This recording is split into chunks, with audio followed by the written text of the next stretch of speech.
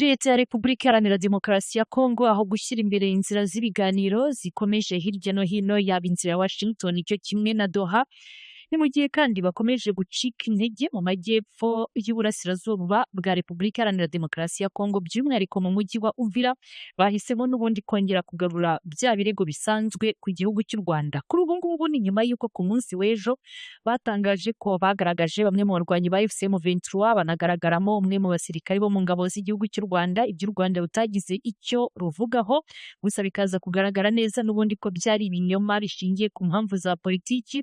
Kuri ubu n'ubundi basohoye irindi tangazo ngiye kuba nkusomera neza rwose ijambo ku rindi, bagaragaza ko abasirikare 750 n'ubundi ngo binjiye muri Repubulika Iharanira Demokarasi ya Kongo, aho bafite umugambi wo gushinga ikigo cya polisi ku kirwa cya Ijwi. Tugiye kuba turebera hamwe ibijyanye n'aya makuru, turaza no kugaruka kuri iryo tangazo birumvikana mu buryo bwimbitse ryose turibasomere. Reba hasi handitse subscribe kugira ngo ujye ukomeza kubonera ku gihe inkuru zacu zitandukanye.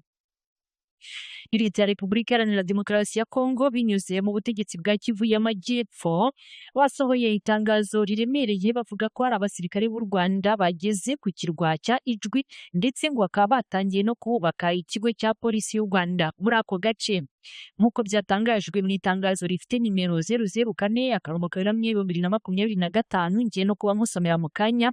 Ni itangazo ryashyizweho umukono n'umuvugizi wa guverinoma mu ntara ya Kivu y'Amajyepfo Didier Kabi Bashizi ku wa 5 Nzeri 2025. Muri iki gice cya Kivu y'Amajyepfo ngo haje contingent nshya y'abasirikare b'u Rwanda bagera kuri 750, maze ngo binjira mu ijoro banyuze ku muhanda mu soko ni mu karere ka Ijwi.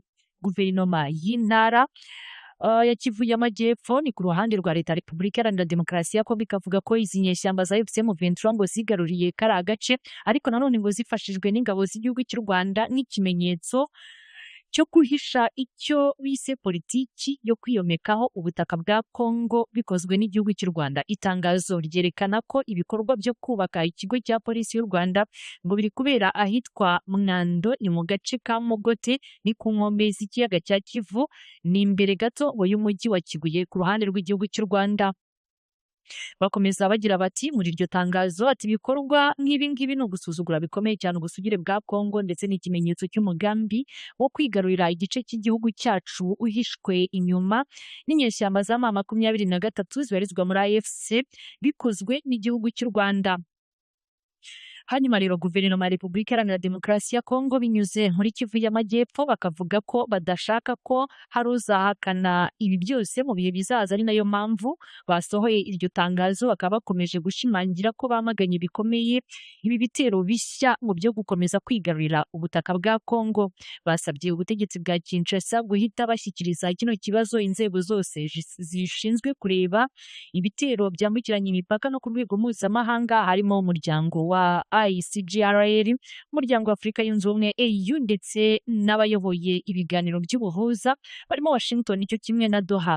Itangazo kandi rirasaba umuryango w'abibumbye ONU, SADC hamwe n'abandi bafatanyabikorwa mpuzamahanga ko bafata ingamba zihuse mu guhagarika ibyo Repubulika Iharanira Demokarasi ya Kongo yise ibitero bya politiki bigamije kwigarurira ubutaka bwayo mu buryo buhishwe. Guverinoma ya Repubulika Iharanira Demokarasi ya Kongo yongeye kugaragaza ko ihagaze hamwe n'abaturage ba Ijwi. Ikindi kandi ngo bahanganye rwose n'izi mpungenge z'umutekano, ngo bari hafi, baranabizeza gukomeza kubaba hafi mu minsi iri imbere. Nubwo iri tangazo rishya ryasohotse, kugeza ubu Leta y'igihugu cy'u Rwanda ntiragira icyo ivuga kuri ibi birego bishya bya Kongo. Icyakora cyo tukibukiranya ko u Rwanda kenshi rwakunze guhakana ibyo rushinjwa na Kinshasa. U Rwanda rukavuga ko nta basirikare barwo babarizwa ku butaka bwa Repubulika Iharanira Demokarasi ya Kongo, ndetse rukemeza ko ari ibihuha bigamije kurusebya. Tukibukiranya ko u Rwanda rushinja Repubulika Iharanira Demokarasi ya Kongo gukorana n'abagize umutwe wa FDL rushaka guhungabanya umutekano w'igihugu cy'u Rwanda. Ikindi kandi nk'ibisanzwe Kongo ntabwo yigeze yerekana ibimenyetso bifatika byemeza neza ibyo ivuga, ahubwo ibyegeranyo byayo byinshi biraturuka ku nzego zayo cyangwa se abakozi bayo mu ntara, bityo rero bikaba bikomeje gutera impaka hagati y'impande zombi. Nk'uko twabisezeranye dutereye amaso muri iri tangazo ubona aha ngaha imbere yawe, ni itangazo batangiye bagira bati Repubulika Iharanira Demokarasi ya Kongo, itangazo rigenewe abanyamakuru ry'ubutegetsi nimero 004/2025 ati rijyanye n'urugendo rw'ingabo z'u Rwanda mu karere ka Ijwi. Batangira bagira bati guverinoma ya Repubulika Iharanira Demokarasi ya Kongo igice cy'intara Kivu y'Amajyepfo barakurikirana ku buryo bwihariye amakuru ahamya ko hari abasirikare b'u Rwanda bagera kuri 750 binjiye mu ijoro banyuze mu nzira ya Musoko ni mu karere ka Ijwi. Amakuru dufite kandi yemeza ko hatangiye kubakwa ikigo cya polisi y'u Rwanda i Mwando ni mu gace ka Mogote ni ku nkombe z'ikiyaga cya Kivu imbere y'umujyi wa Kibuye ku ruhande rw'igihugu cy'u Rwanda. Ati ibikorwa biragaragaza kugaragara kw'icyaha cyo guhonyora ubusugire bw'ubutaka bwa Repubulika Iharanira Demokarasi ya Kongo ndetse no kugerageza kwigarurira igice cy'igihugu cyacu ni ku ruhande rw'u Rwanda bihishwe inyuma n'umutwe wa FCM23 ubigenzura ako gace. Muri iri tangazo ryabo bakomeje bagira bati ni kubw'ibyo rero kugira ngo hatazabaho kuvuga ko batabimenye, guverinoma ya Repubulika Iharanira Demokarasi ya Kongo binyuze mu ntara Kivu y'Amajyepfo iramagana bikomeye iyi nkongi nshya y'ibitero yiyongereye ku bindi byinshi igihugu cyacu kimaze kugabwaho.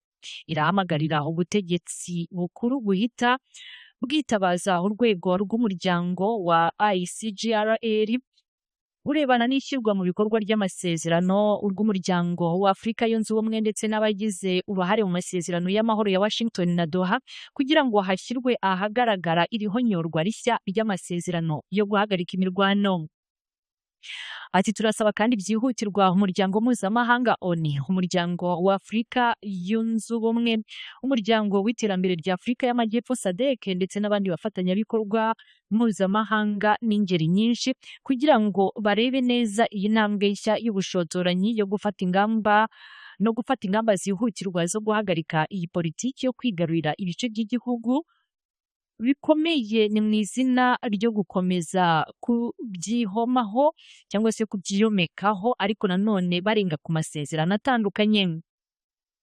Basoza bagira bati guverinoma ya Repubulika Iharanira Demokarasi ya Kongo igice cy'intara Kivu y'Amajyepfo twongeye gushimangira ko iri hame ryo gukomeza kudutwara ubutaka ritazaduhungabanya kandi turi kumwe n'abaturage ba Ijwi kandi turizeza ko tuzahora duharanira inyungu z'amoko yose yibasiwe n'izi ngorane zikomeje guteza impungenge. Bikorewe muri Uvira kuwa 5 Nzeri 2025. Maître Rugabanywa Bashizi Didier Kabu uyu ni umuvugizi wa guverinoma ku ruhande rw'intara ya Kivu y'Amajyepfo niwe washyize umukono kuri iri tangazo. Ngibyo rero ibikomeje gutangazwa n'ubutegetsi bw'Kinshasa gusa u Rwanda inshuro zose nk'uko twabigarutseho rwakomeje kugaragaza ko ari ugukomeza guhisha ibibazo byo muri Repubulika Iharanira Demokarasi ya Kongo ndetse u Rwanda rwarabihakanye inshuro zose rwivuye inyuma. Birumvikana nyamuneka nta kindi nagusaba muri aka kanya uretse kukubwira ngo kora subscribe nimba usanzwe udukurikira utari wayikora ariko kandi nimba nawe ari ubwa mbere udukurikiye nicyo ugiye kugira ngo ukore subscribe kugira ngo amakuru mu by'ukuri tuzajya tukugezaho ajya ahita kugeraho direct ako kanya.